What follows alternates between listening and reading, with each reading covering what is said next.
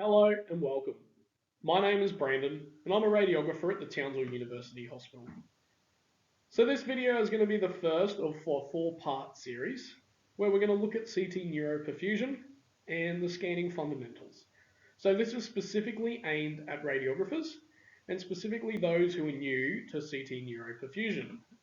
So in this first video, we're going to look at the background, as in why and when we do CT perfusions, and what specific pathologies we're looking for.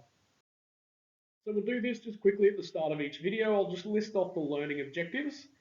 So essentially, if you've learnt these things or are able to do this by the end of the video, then I've done my job. So for this video, we're going to look at explaining the clinical scenarios and the medical conditions where CT neuroperfusion imaging is indicated. And I want you to be able to recognize the importance of neuroperfusion imaging in diagnosing and managing acute stroke. So there are two main types of stroke: a blocked artery or ischemic stroke, or leaking or bursting of a blood vessel, hemorrhagic stroke. Firstly, we will look at hemorrhagic strokes. These account for 13% of all strokes. They are as a result of two main types of hemorrhage. The first is intraparenchymal strokes. These arise within the brain itself, as in the example here, and they are usually a result of hypertension. And the second is a subarachnoid hemorrhage. These are usually a result of a burst aneurysm within the brain. The other main type of stroke is an ischemic stroke, and these account for 87% of all strokes. An ischemic stroke occurs when the blood supply to part of the brain is interrupted or reduced, preventing brain tissue from getting oxygen and nutrients. Brain cells begin to die in minutes. An ischemic stroke is a medical emergency, and prompt treatment is crucial. And these are the strokes that we'll be performing perfusion imaging on to see whether or not we can intervene. The main reason for these strokes occurring is an embolus, usually caused by atherosclerosis of the carotid arteries, or a thrombus in the heart becoming dislodged and getting stuck in the small arteries within the brain. Although these strokes can also occur due to a carotid artery dissection. Strokes caused by an embolus are the more common type. For these we have two forms of intervention. The first is endovascular clot retrieval, and this is the main reason we'll be performing neuroperfusion CT scans. Here, we want to see if there is a clot, and secondly, we want to see if there's salvageable brain remaining to ensure a hopeful outcome if we progress in intervening. The other main form of intervention is thrombolysis. Here, medications are used to try and break down the clot. You will hear this over and over again. Time is brain. Early intervention is the key in reducing the effects of a stroke. If the brain has already become ischemic, then there is no way to bring this tissue back from death. As well as this, if we go and remove the clot, reperfusion to this ischemic area can lead to hemorrhaging through the damaged tissue. This worsens the effect on the remaining good brain due to increasing the intracranial pressures. Next, we will take a look at our pathway at TUH. As I mentioned earlier, this starts at the QAS level, with paramedics calling ahead to make everyone aware that the patient is en route. Once they get here, it is the responsibility of either ED, neurology, or the medical team in the after-hours setting to request the imaging indicated. The requesting physician then puts a call through to the radiology registrar to alert them of the patient and discuss the required imaging. The patient comes around to CT after this, where a non-contrast head is first performed. Based on these findings, the neurology team and the radiology registrar will further discuss the required imaging protocol to be followed by the radiographer. So how do we decide what patient receives a CT perfusion scan? Due to the high radiation required to undertake CT perfusion, we need to first determine what is the most likely treatment indicated for that patient. So the first indicator here is the onset of symptoms. The acute lysis window is indicated within a stroke that has an onset of symptoms under 4.5 hours. The extended lysis window pushes this out to 9 hours, but endovascular clot retrieval has been shown to be effective up to 16 hours post-onset of symptoms. Next, the neurology team will assess the patient and rank them on two important scores. The first is the NIST score, or the National Institute of Health Stroke Scale, which is a neurological examination used to evaluate the effect of acute cerebral infarction on aspects such as consciousness, language, neglect, visual field loss, extraocular movement, motor strength, ataxia, dysarthria, and sensory loss. The higher the score, the more severe the stroke. And the next scale is the modified Rankin scale.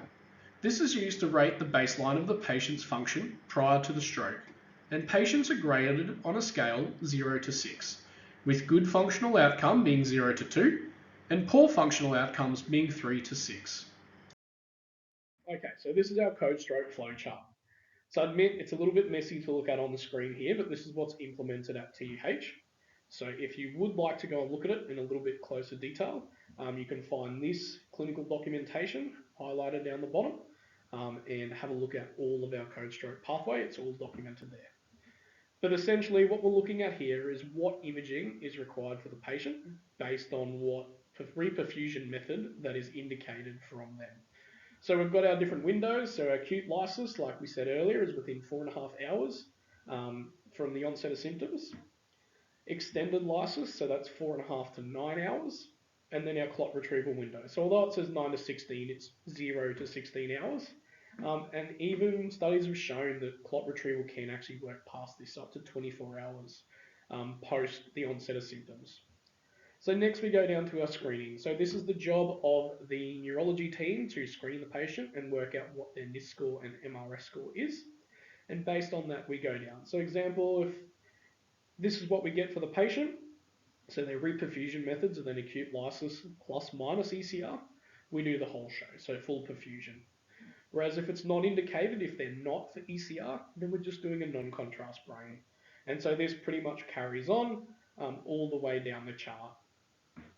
So it's just a good guide for the radiology and the stroke team, just to help guide us to what imaging is required for that patient. So because of the dose that we're giving in a CT perfusion, we don't want to do a CT perfusion on every stroke if there's no chance they're actually ever going to make clot retrieval to reperfuse. Okay, now it's time for a little quiz. I'll do a few of these throughout this session to see if you remember some of the key elements. I'll give you 15 seconds to answer these questions, but please feel free to pause the video if you want any longer. After the 15 seconds, the answer will appear on the screen. So, let's get into it. Okay, first question. What type of stroke is a perfusion scan indicated on? A hemorrhagic stroke, B, an ischemic stroke, or C, a subarachnoid hemorrhage?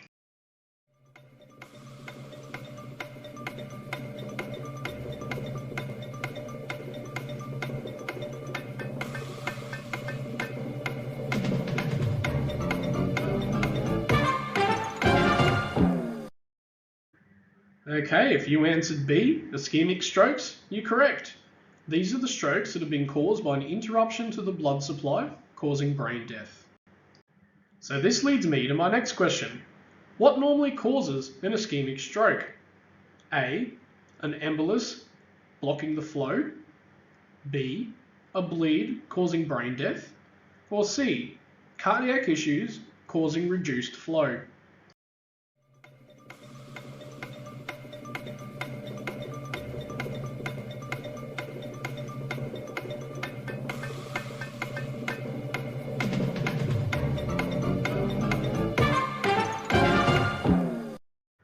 And if you said A, you're right.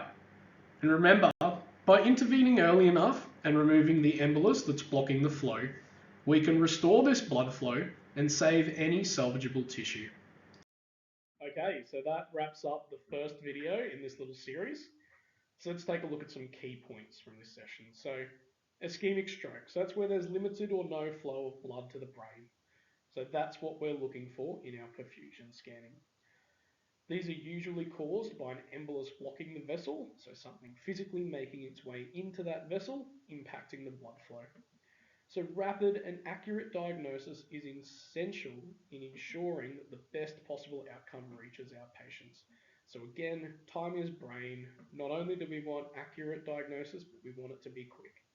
So getting your patient there, this comes from, like we said earlier, the paramedics calling ahead, the doctors ensuring the patient's got the right preparation before they get to us, and neurology ensuring that they've screened the patient and they know what imaging is indicated. So it's a whole interprofessional, multidisciplinary approach that we need to ensure that we get these patients scanned as quick as possible to give them the best possible outcome. All right, well, thank you all for watching the first video in this series. The rest of them will all follow the same sort of format. I hope you've learned something, and I hope you come and watch the next few. Cheers.